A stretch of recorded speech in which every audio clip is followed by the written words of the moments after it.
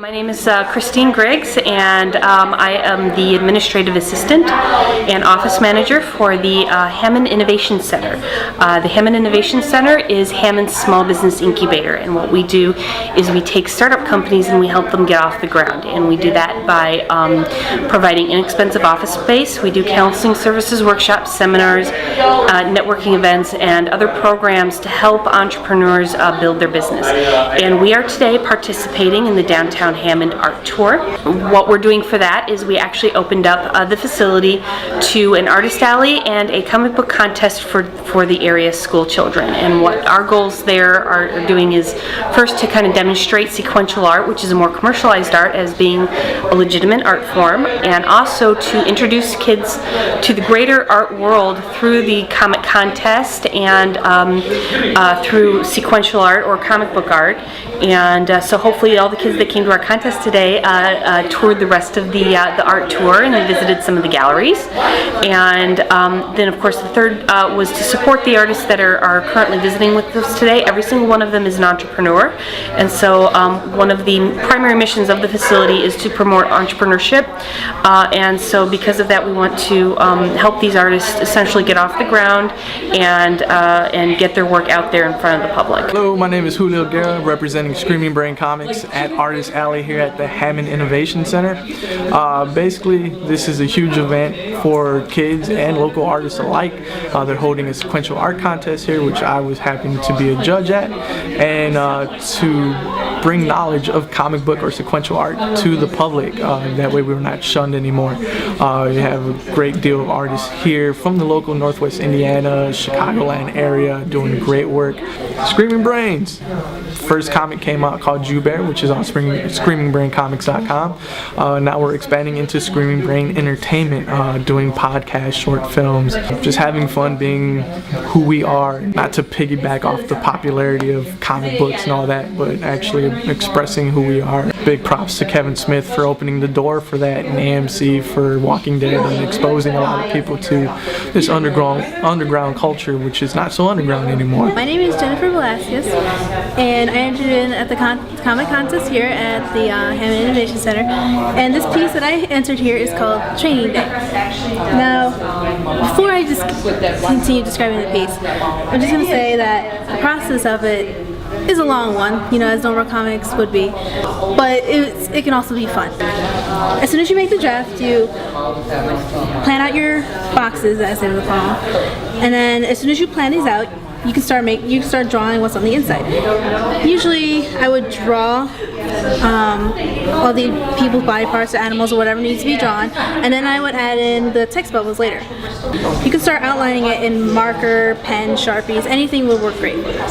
And what this comic is really about is this girl and her best friend, Dan, are both training together like they usually would on any other day that they would have free. And they normally like to trash talk each other a lot.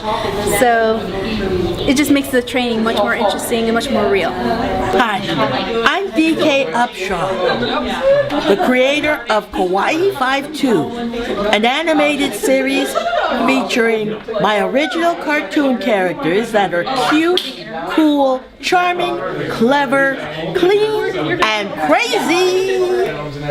I also have a comic strip in the Gary 411 weekly newspaper, and in Stockton, California, my cartoons are featured in a newsletter. I do caricatures, you know, cartoon pictures of real people.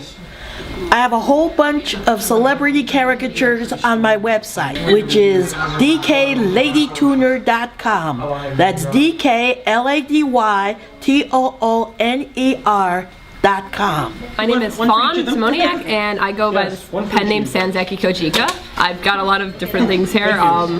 Mainly the focus of this particular booth setup this time is my graphic novel work, which I have Zos Kias is an ongoing webcomic. There are 7 volumes out in print right now.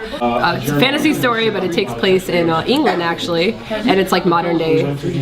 Desert Tracer is a one-shot. It's a fantasy set in a world that's basically kind of infested with monsters, and the desert is the main premise of it, like the main setting, which is why it's called Desert Tracer.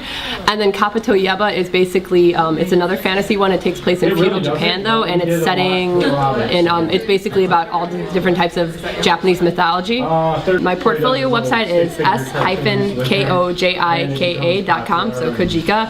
I'm also Kojika on DeviantArt, and my webcomic site is kojika.comicgenesis.com. Hi, my name is DC Chen. I'm the storyteller and main artist and creator behind Onward Bound. It's a fantasy western, a little bit of what I like to call the tradition of Tolkien, but with an American western bent. It's a story of gunslingers and elves and dwarves and adventure and romance and humor. The process of which I make of how I make my stories draws upon 30 plus years of the love of reading and adventure stories and the sense of wonder that we had in our childhood that we brought with us and that we try to hold on to when we become adults. We're continuing to publish stories online at onwardbound.net.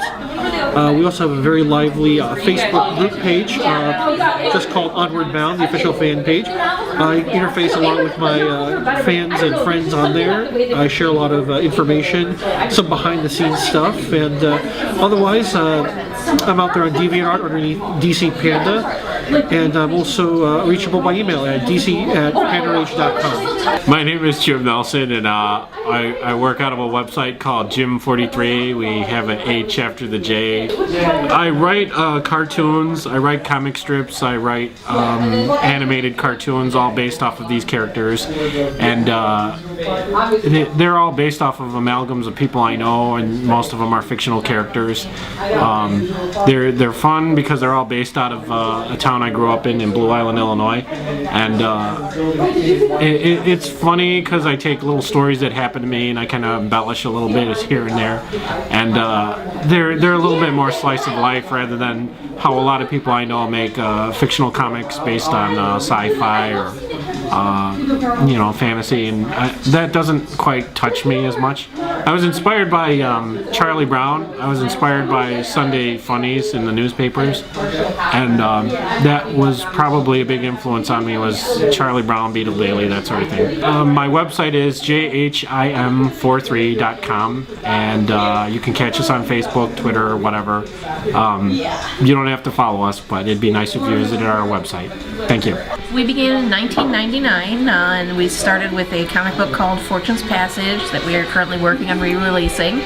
And we've done some various art, and right now the primary thing we're working on is called The Apprentice. And Christine does the writing for that. Yep. The Apprentice is essentially a prose story. It's published as pulp fiction style, so that means it's primarily prose with illustrations that go with it. And the story is about an apprentice wizard who's everything an apprentice wizard should be. Intelligent, powerful, talented. There's just one little problem. He's a sheep.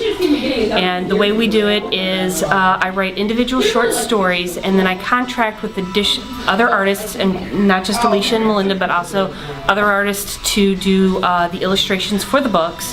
And then Alicia and Melinda do the primary work on the collected volumes and also the design work for the characters. And Christine have been best friends since we were in high school, and we just naturally started working together because we both, Christine was a writer and I would write and draw stories, so it just was very natural to start working together, and we met Melinda in college and sucked her in. Well, no, that was because I met you. Well, yes, you decided. I met Alicia in my very first and only art class, and I decided when I saw her that we should be friends. So I hung out with them, and then it eventually came about where Alicia and Christine needed a inker and a screen toner, and I figured it would be a good time and a lot of fun, and it is, but it's also a lot of hard work. And it's always important to support, local businesses too, because when you self-publish like this, you're, essentially an entrepreneur, and if you can support them and get them growing and moving, then, maybe they'll have an opportunity to expand and do more and benefit the community in other ways, not just through the arts, but, through supporting the community in job creation and other areas. If you want to check out The Apprentice or any of other publications, Eccentric Tomato, Haiku, or Fortune's Passage, our website is www.kumateworks, and that's spelled KUMATEWORKS.com.